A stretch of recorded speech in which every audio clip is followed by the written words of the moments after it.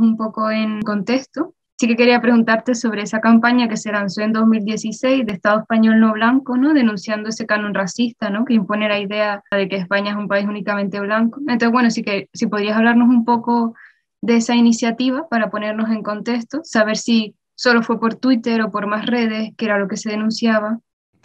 Vale, bueno, pues aquello fue una campaña, bueno, éramos un pequeño grupo de personas en Twitter hablando sobre racismo desde España.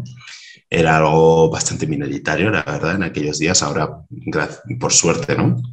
Hay muchos más perfiles, pero en aquel 2016, hace 2 días, como quien dice, pues éramos muy poquitos. Entonces se lanzó la campaña esa de España, Estado español no tan blanco, pues precisamente para eso, ¿no? Para desterrar esa idea, esa ficción de que España es un país blanco, siempre lo ha sido hasta hace 30, 40 años. Eso es mentira, ¿no? La historia, mirar la historia rescatando las historias excluidas, apartadas, nos dice que las personas negras, por ejemplo, siempre hemos estado aquí, las personas gitanas llevan más de 5 siglos, etcétera, etcétera.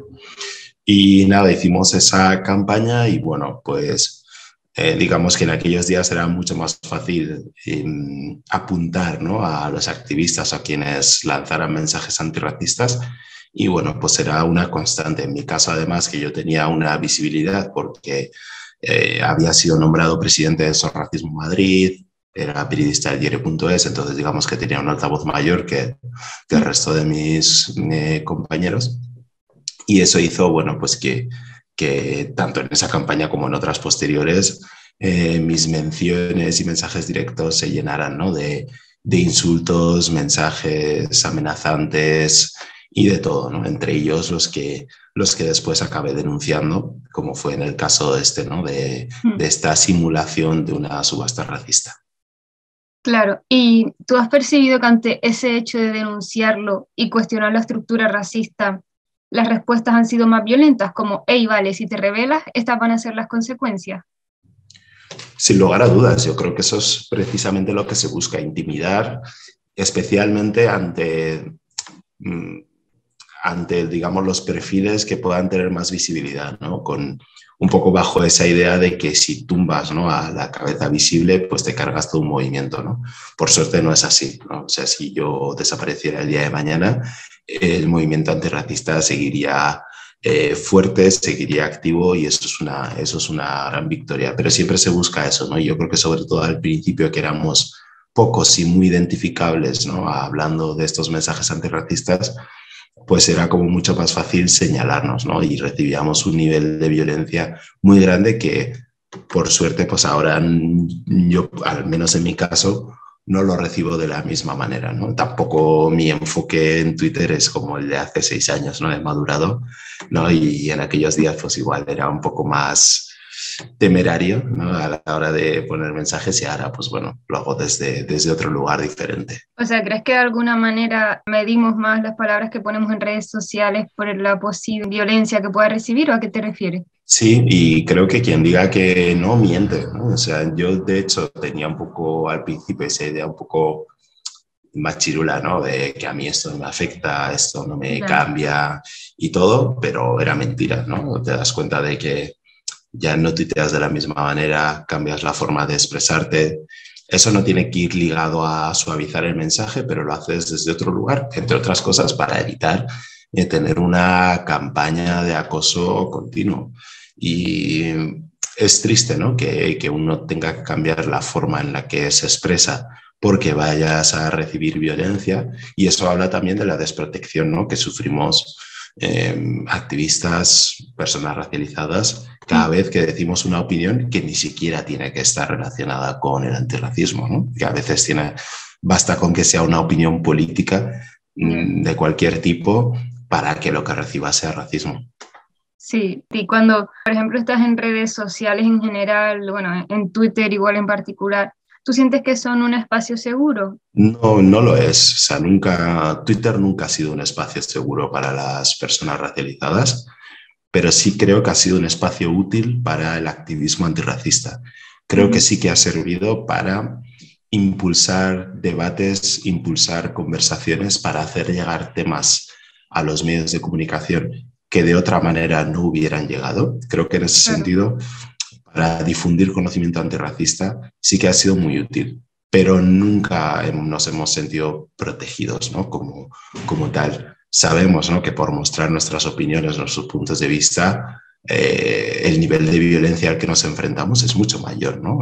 Por una cuestión racial, por una cuestión de género, si hablamos de mujeres negras, por una cuestión de identidad, ¿no?, sexual, si hablamos, bueno, pues de personas LGTBI, todo eso va repercutiendo y va haciendo que la presencia sea más hostil, que nuestra presencia sea más hostil, y eso no ha habido pasos, ¿no?, de las plataformas, ¿no?, como Twitter, para protegernos en este sentido. Yo creo que incluso al contrario, ¿no?, hemos visto cómo al final, y ya no solo hablando del tema racial, sino en otros niveles feministas o incluso personas de izquierdas, etcétera, quienes hemos tenido que acabar abandonando el espacio o replegándonos o reenfocando nuestra manera de estar allí, hemos sido las personas atacadas, no los que atacan. Y eso es un fracaso de la plataforma. ¿Y con qué herramientas de protección crees que contamos y cuáles más serían necesarias que no están ahí para que sí que fueran un espacio seguro? Claro, esta es un poco el eterno debate, ¿no? Porque por un lado está esa parte, ¿no?, de que sea una red social lo más libre posible, aún sabiendo, ¿no?, que estas plataformas de libertad tienen cero, ¿no?, que responden a unos intereses económicos y políticos muy fuertes, pero está como esa capacidad de que, bueno, de que una persona en un momento dado pueda ser anónima. Claro, normalmente cuando pensamos en eso, pensamos desde el punto de vista de ser anónimo para insultar, para atacar, pero es cierto que ha habido veces que también el ser anónimo pues ha sido importante, ¿no?, para gente que quiera divulgar conocimiento antirracista desde un lugar más seguro, que no afecte, por ejemplo, a su trabajo, ¿no? Que no tenga un riesgo de que le echen en la empresa o así, pues ha sido una herramienta útil. Claro, a veces, ¿no?, si tú quieres perseguir, por ejemplo, ese anonimato, choca, ¿no?, con otro tipo de libertades, y eso es problemático. Creo que las herramientas de denuncia de las propias plataformas están desfasadas, ¿no?, en el sentido de que estas herramientas así como de denuncia, la forma en la que luego analizan, ¿no?, si esos mensajes han sido ofensivos a la comunidad o no, creo que no quedan muy claros, no hay unos criterios muy definidos, y creo que al final no sirven de mucho, ¿no? Al final los ves, ¿no?, como mucho más rápido censurando pezones, ¿no?, que censurando opiniones racistas, y uno no termina de entender cuáles son los criterios, a qué se debe, o bueno, uno puede intuir a qué se debe. Entonces creo que las herramientas que nos dan las propias plataformas para combatir esos discursos de odio, esos mensajes amenazantes, no son suficientes. Yo creo que lo importante está en la otra parte, que tenga que ver con esa prevención, ¿no? Hacer lo posible, y eso va más allá de las plataformas, de las redes sociales, hacer lo posible para que esos mensajes no se den, ¿no? Y eso ya implica apuntar precisamente a las estructuras de racismo que van mucho más allá de las plataformas. Antes me parecía muy interesante, ¿no?, que hablabas de cómo todas esas violencias también interseccionan, ¿no?, con ejes de racismo, capacitismo, machismo, ¿no? Y esto me recordaba que hace unos días se hacía una entrevista a una streamer que denunciaba los maltratos que había recibido por parte de otro youtuber. Y estos días está haciendo trending topic en Twitter con una oleada de insultos y faltas de respeto gravísimas, incluso amenazas hacia su persona. Y claro, ella puso en sus stories: yo, soy la creadora de contenido española que más insultos y odio ha recibido en un tiempo prolongado, y 6 años más tarde estamos igual. Los misóginos y acosadores, vamos a demostrar que esto que ha dicho Miare es mentira a base de insultarla, amenazarla y ser despreciable hasta hacerla trending topic durante más de 13 horas seguidas.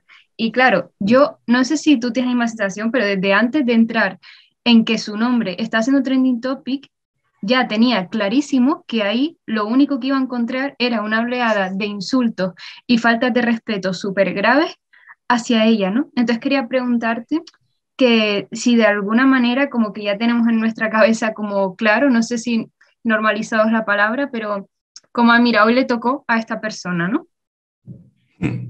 Sí, a ver, en mi caso, ¿no? Y yo creo que en el caso de las personas racializadas, tenemos absolutamente normalizado la existencia del racismo, sabemos que es una cuestión estructural y sabemos que en cualquier situación es posible encontrar una situación de racismo. Mm. Por contar así una anécdota, ¿no? Hace unos meses, ¿no? Que fui con mi pareja, fuimos a ver un monólogo de una humorista, Sí, ¿no? Y pues uno va, pues como va, ¿no? A ver un monólogo con la calma, esperando pasar un buen rato, irse a cenar y tranquilidad, ¿no? Y para casa. mm, Pero claro, llegas al monólogo y de repente en tres momentos diferentes, pues unos chistes que son racistas, ¿no? Entonces, ya, como no puedes guardar, no puedes bajar la guardia, ¿no? E incluso, eh, aunque en un momento pues estés así como pensando que no puede ocurrir, pero sabes que eso va a pasar, ¿no? Sabes que en las redes sociales te puedes encontrar con racismo, te lo puedes encontrar en absolutamente cualquier situación de tu vida cotidiana, ¿no? Y eso es triste. Relacionado con esto que contabas de Miare, me venía a la cabeza, ¿no? Pensaba en uno de los eventos de Ibai Llanos, ¿no? Creo que era unos juegos que hizo. sí, Creo que había una mujer participante, si no recuerdo mal, y cuando participaba la mujer en los juegos, desactivaban los comentarios, ¿no? Desde, digamos, ajá, desde el streaming de Ibai. ajá, Bueno, pues esto ya no solo te dice lo que ya se sabe lo que va a ocurrir, sino que, o sea, se sabe ya lo que va a ocurrir, se actúa en base a eso, pero eso al final no soluciona el problema, ¿no? O sea, claro. bloquear los comentarios no soluciona el problema, lo que soluciona es que, bueno, que igual te tienes que replantear quiénes son la gente que está sosteniendo tu negocio o lo que Claro, sea. sí que han habido algunas campañas de como de todo lo contrario en la red, ¿no? Ahora me viene a la cabeza la que hizo Lucía Bomio, una campaña de apoyo y cariño hacia Nia, ¿no? La cantante de Las Palmas, cuando ella, claro, cuando ganó Operación Triunfo, en esa última gala, ella decidió no alisarse su pelo, ir con su pelo afro natural y las redes sociales en general se llenaron de comentarios de odio hacia su cabello. Entonces, Lucía Bomio, ¿no? Cuando lanzó esa campaña con el hashtag de mi pelo mola, creó como todo lo contrario de que la red sea un espacio amable en el que también nos estemos apoyando, ¿no? Y no ese espacio hostil que todo el rato es, ¿no? Como decía antes, de que cuando vemos que un nombre es trending topic, sabemos que va a haber una violencia inaguantable.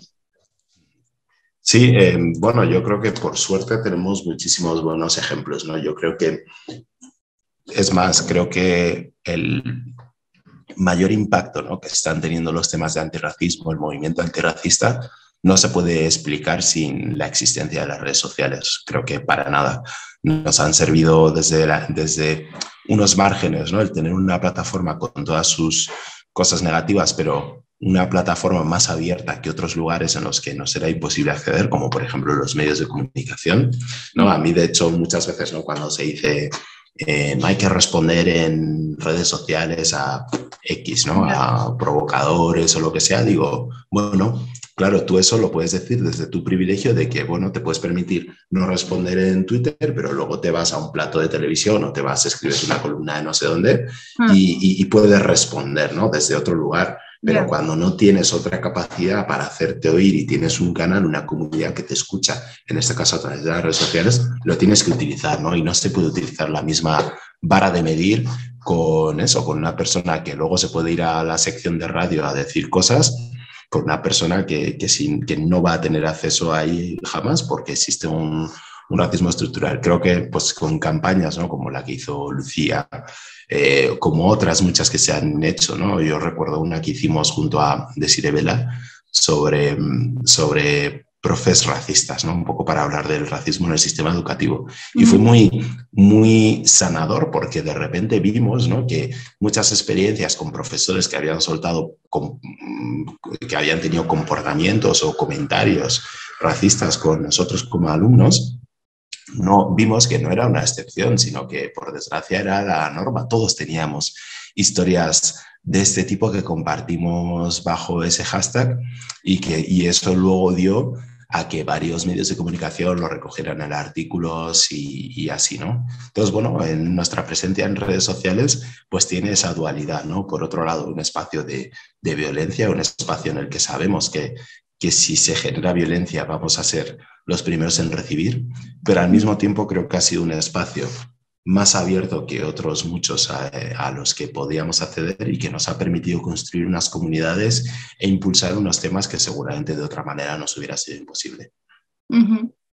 ¿Y crees que hay diferentes matices cuando el acoso, bueno, otros tipos de violencia suceden dentro o fuera del espacio virtual? El acoso racista en redes sociales tiene sus particularidades, ¿no? Para mí la más importante es el anonimato, ¿no?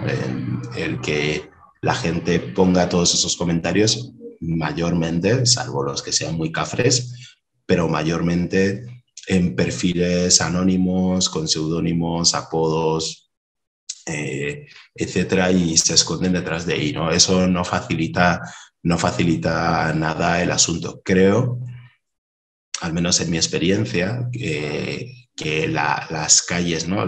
Lo presencial siempre ha sido como más fácil de llevar, ¿no? Más, al menos en mi caso, mis experiencias en Sí. persona, generalmente, de hecho, siempre han sido de cariño, ¿no? O sea, no sé, la inmensísima mayoría de la gente que se me ha acercado siempre ha sido para bien, ¿no? Para felicitarme por lo que había escrito, por lo que había hecho, y así siempre desde ese lugar, ¿no? Y parece que lo negativo se queda reservado para el online. Yo por lo menos personalmente Ujú, sí que he tenido esa sensación. ujú. Hace justo una semana, ¿no? Se hacía público que en el caso en concreto en que tú habías denunciado los mensajes de odio que recibiste vía online, que en este caso sí se había hecho justicia, aunque bueno, 6 años después, tú decías, bueno, denunciabas que esta no era la realidad de muchos otros casos de racismo y que esa sentencia debería también de servir de ejemplos para otros casos, ¿no? Y también agradecías a ese Racismo por estar contigo en todo este proceso y quería preguntarte qué importancia tienen esas redes de activismo en nuestras vidas, porque claro, entiendo que ya emocionalmente recibir esa violencia es desolador, pero si además no cuentas con una red fuerte de cuidados, sería todavía más doloroso, ¿no? Claramente, yo tuve la suerte, ¿no? Cuando hice esta denuncia y que fue lo que permitió que prosperara, ¿no? Y que hayamos podido tener esta sentencia. Yo tuve la suerte de que, uno, cuando eso ocurrió, yo era presidente de SOS Racismo Madrid, por lo tanto, eso hizo que la denuncia de este caso no fuera un asunto solo mío, de Mojajereo, sino que fuera un Ujú. asunto de toda la organización, ¿no? Porque al final eran amenazas, ¿no? Hacia el presidente de la organización.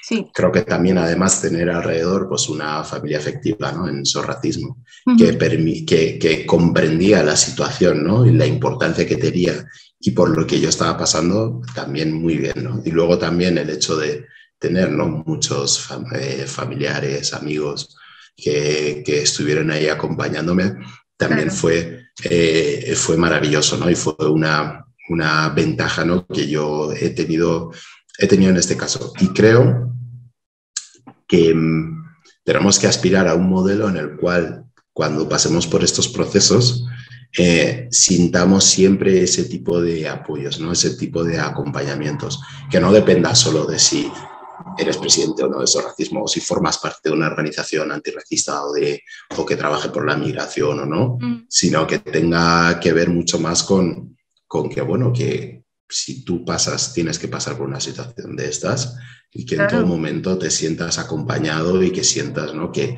puedes hacer frente a esta situación y que tienes gente que te está sosteniendo. claro, porque además todos los procesos judiciales precisamente amables no son, o sea, son un espacio como tan hostil en el que una de repente si se ve, ¿no? Como siempre anima de las campañas, denuncia, denuncia, denuncia, ok, pero sola igual no puedo, ¿no? Que, y claro, y cuando leía una entrevista tuya y coincidiendo con muchísimos otros relatos, tú te habías hecho activista después de que la policía te parase solo por el hecho de ser negro, ¿no? Entonces, claro, quería saber si al final sientes que hay una desprotección en ese sentido, o sea, que a las personas a las que retóricamente son a las que te podemos acceder a ellas para que nos protejan del daño, al final son una institución que está más reproduciendo esas violencias, ese racismo y esas opresiones, bueno, incluso llegando hasta asesinatos, ¿no? Claro, este es uno de los grandes temas, ¿no? Por eso yo a veces tengo, bueno, a veces no, tengo mis grandes reservas, ¿no? Con que canalicemos nuestro activismo a través de la denuncia, ¿no? Si estamos denunciando un racismo estructural, un racismo institucional, ¿no? En el que uno de los grandes brazos ejecutores es la policía, el canal de denuncia nos lleva inevitablemente a la policía, ¿no? Y eso va a acabar en, por supuesto, desconfianza hacia nuestros relatos y testimonios, va a derivar hacia un trato racista. Mucha gente, ¿no? Estamos pensando sobre todo en las personas que no tienen papeles. Muchas personas sin papeles no denuncian situaciones muy graves de racismo porque dicen, bueno, es que, ¿qué me garantiza a mí que no voy a ir allí a denunciar un caso de racismo y que salga con una orden de deportación como ya ha ocurrido, ¿no? O sea, como ya ha ocurrido, no es una opción aquí que pueda pasar, no, ya ha ocurrido, ¿no? Casos en los que alguien va a denunciar una cosa y de repente dicen, que no tienes papeles, pues orden de expulsión. Por lo tanto, la solución siempre tiene que ir las soluciones tienen que ir por otro lado, que no pasen por las instituciones que forman parte del problema, ¿no? Y la policía, sin lugar a dudas, forma parte del problema con una importancia capital, ¿no? O sea, es casi el cerebro, ¿no? de este problema. Claro, y ya bueno, todos los documentales, literatura, bueno, y textos en general que, bueno, de todo el trabajo que ha ido haciendo también Angela Davis, como que dejaba súper claro de tanto verlo desde primera persona, de cómo es ese sistema penitenciario, que la gran mayoría, ¿no? Ella decía que también son personas racializadas, como de todo ese racismo que está dentro, ¿no? De esa estructura punitivista. Me parece muy interesante lo que mencionabas, como que al final, como que sí, el cambio tiene que ser social, pero mientras seguimos recibiendo esas violencias, a veces es complicado esos sistemas de protección, ¿no? Ese sistema de hacer justicia, de que hacer esto no te deje, no sea impune, que pongas esos comentarios en redes y que no pase nada y que todo es válido, ¿no? Con este caso, para mí lo más importante era lanzar el mensaje de que el racismo no saliera gratis. ¿No? Claro. Para mí no me interesa tanto el mensaje de, o sea, no buscaba, ¿no? Con este caso ni una gran condena, de hecho no, o sea, si esta gente hubiera tenido que entrar a la cárcel, ¿no? Que pues no hubiera estado para nada de acuerdo, ¿no? No es el modelo de sociedad que yo quiero, ¿no? De que cada problema se resuelva con cárcel. Pero para mí era importante lanzar el mensaje de que el racismo no sale gratis, sobre todo para las personas, ¿no? Que se quieren poner en el lado de ponerse a amenazar, insultar y así, ¿no? Para mí eso es lo más importante. Yo sé que las personas racializadas no estamos, ¿no? A día de hoy más protegidas ante el sistema de justicia o ante el sistema policial por esta sentencia. Pero sí pienso que puede persuadir, ¿no? A personas que quieran insultar, amenazar o lo que sea a personas racializadas, puede persuadirlas, ¿no? Un poco antes de hacerlo, ¿no? Y eso para mí es lo que quiero sacar de todo eso, ¿no? Lanzar el mensaje de que el racismo no puede salir gratis. Pues espera, que me estoy quitando el hielo porque me está doliendo que flipas. No te preocupes. Vale, veía una charla TED que fue como, creo que justo después, un año después, ¿no? de que sucediera esto también en Twitter, denunciaba que que el racismo está en muchas acciones que tenemos en nuestro día a día y que era responsabilidad de todas las personas terminar con ello, ¿no? Y también incidías en las consecuencias que tenían en las personas que lo recibían. Hablaba de hipersexualización, de exclusión, de otro tipo de violencia. Entonces quería preguntarte, además de las que hemos hablado, ¿qué otras manifestaciones de violencias racistas se han detectado y en concreto cuáles son a través de la red? Una práctica, ¿no? Que yo siento mucho que aparece, o sea, que es una práctica más general, pero en temas de antirracismo pues tiene sus particularidades, es la es la invisibilización, ¿no? Creo que Mm, durante mucho tiempo, ¿no? Mucha gente pues hemos volcado ideas, ¿no? Contenido, pedagogía, ¿no? A través de mm, las redes sociales y a veces es, y si bien, ¿no? Por un lado uno lo hace, pues obviamente con la intención de que eso llegue al máximo número de personas posibles, ¿no? Y pueda ayudar a cambiar conciencias desde allí. Es verdad que a veces uno se encuentra, ¿no? Que ese contenido luego lo utiliza una organización, ¿no? Para lanzar un proyecto, lo que sea, sin citar, sin mencionar, ¿no? Siquiera, que es como algo tan sencillo como, bueno, pues esta idea lo escribió tal persona en un artículo o lo dijo tal persona en tal sitio y ya mm. está, ¿no? Que algo tan sencillo como esto, pero sin embargo creo que es una dinámica más, ¿no? Que tiene que ver con esa invisibilización y esa exclusión, ¿no? De las voces de las personas racializadas inmigrantes, en las cuales, bueno, pues se considera, ¿no? Que lo que hacemos, ¿no? Pues es casi que un testimonio y que eso permite, ¿no? Pues fusilar, ¿no?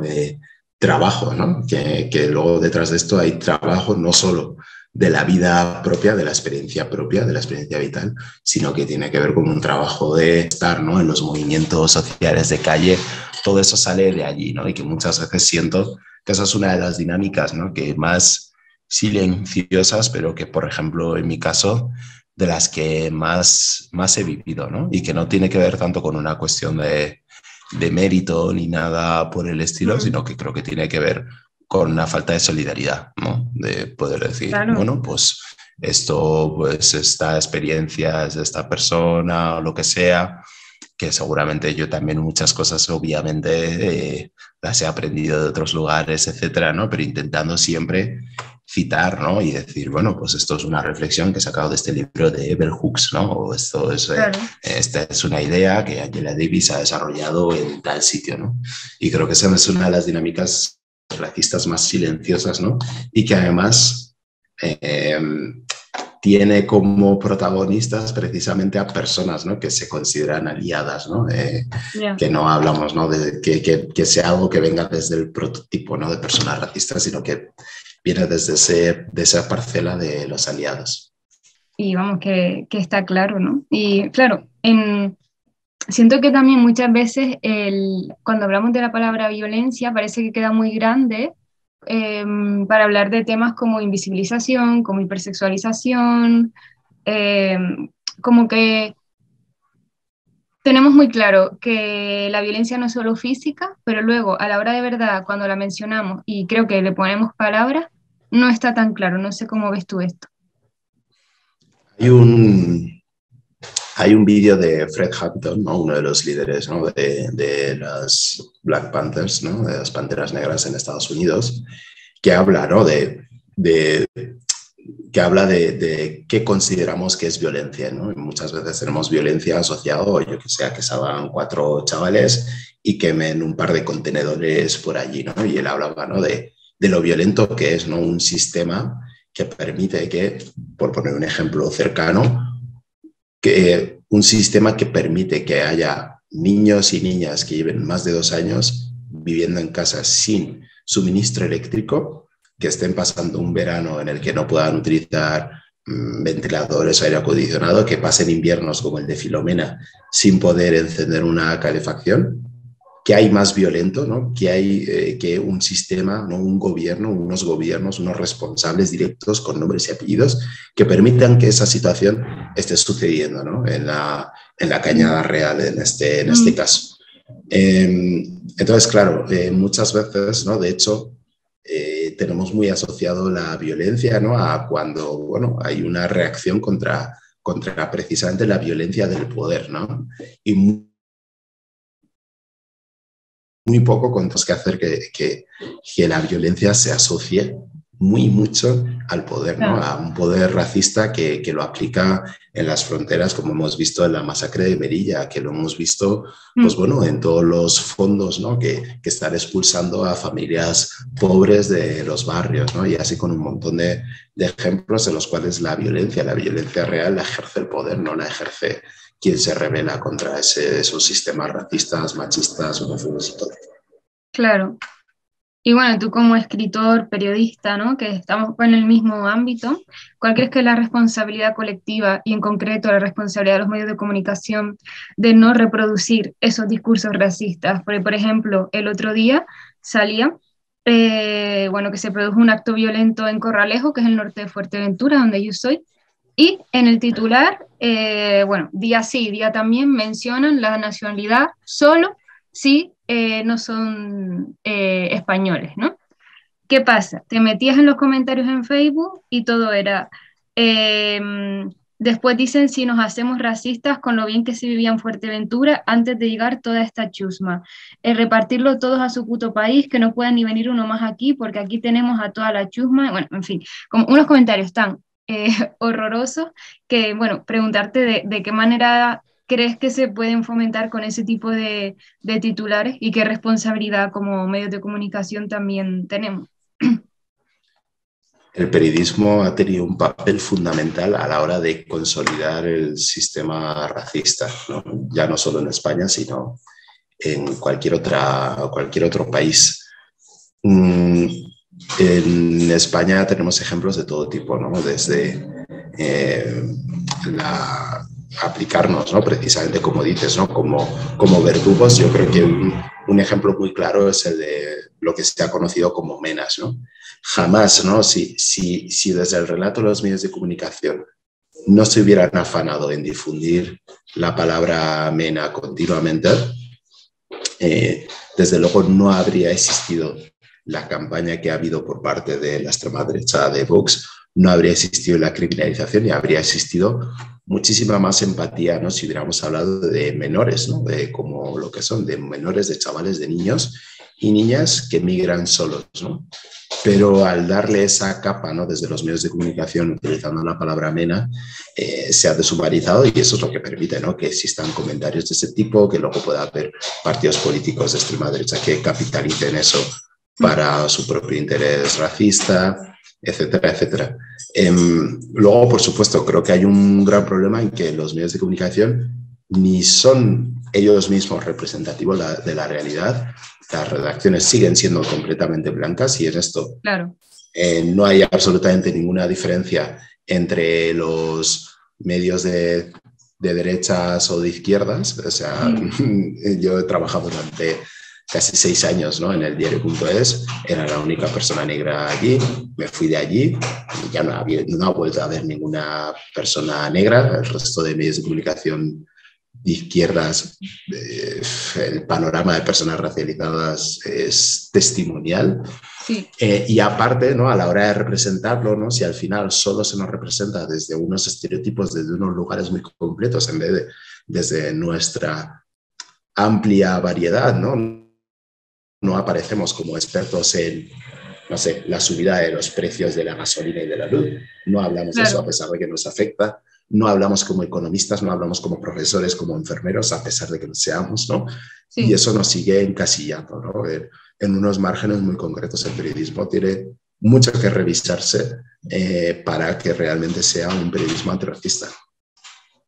Por ir finalizando, eso en el lado del periodismo y en el lado de ciudadanía en general, usuaria o no de redes sociales, ¿qué dinámicas son las que crees que tenemos que revisarnos más a día de hoy, ¿no? Porque claro, decías, de aquello pasó 6 años, ¿no? Pero que la cosa tampoco ha cambiado tanto, o no sé, ¿cómo lo ves tú? Creo que ahora estamos en un buen momento de conocimiento antirracista, en el sentido de que creo que cada vez somos más conscientes de que España es un país racista día a día, pero nos falta dar ese paso en una mejora de las condiciones de vida de las personas racializadas y migrantes, ¿no? Y eso es en lo que estamos completamente atascados, ¿no? Somos más conscientes de cómo el racismo impacta en nuestras vidas, pero seguimos sin cambiar ese impacto, ¿no? Y eso es para mí ese es el gran reto que nos tenemos que poner enfrente. Y eso va mucho más allá de la revisión de las personas blancas y de la revisión incluso de las personas racializadas. Va con una apuntar a las estructuras del sistema y hacer cambios, ¿no? De calado, ¿no? Que permitan que sobre todo nuestras condiciones de vida mejoren. Hablo por poner un ejemplo muy concreto, el acceso a la vivienda, ¿no? Claro. allí no es solo, ¿no?, que los caseros blancos, ¿no?, se deconstruyan, ¿no?, y que cuando vean aparecer una persona negra no piensen, ¿no?, que si es sospechosa, que si no va a pagar, bla, bla, bla, bla, etcétera, sino que lo que necesitamos, ¿no?, es hacer un cambio social de tal manera que tengamos garantizado, ¿no?, que podamos acceder a una vivienda digna, ¿no? Y eso incluye ya no solo una lucha contra el racismo, sino que incluye una lucha contra los fondos buitre, incluye una lucha contra los gobiernos, ¿no?, que, que, que crean, ¿no?, estas situaciones hostiles, ¿no?, de acceso a la vivienda, contra estas subidas de precios abusivos, contra las inmobiliarias, ¿no?, que se prestan, ¿no?, a apuntalar, ¿no?, el sistema con cláusulas abusivas de todo tipo. Bueno, ahí el reto es mayúsculo, ¿no? Pero también pienso que hay unos movimientos sociales muy fuertes a los que solo nos falta, ¿no?, tener una agenda común y construir e imaginar el futuro. Ujú. Muy bien, pues nada, agradecerte de nuevo. Me ha parecido como muy interesante y muy nutritivo. Y bueno, no sé si querías añadir tú algo o algo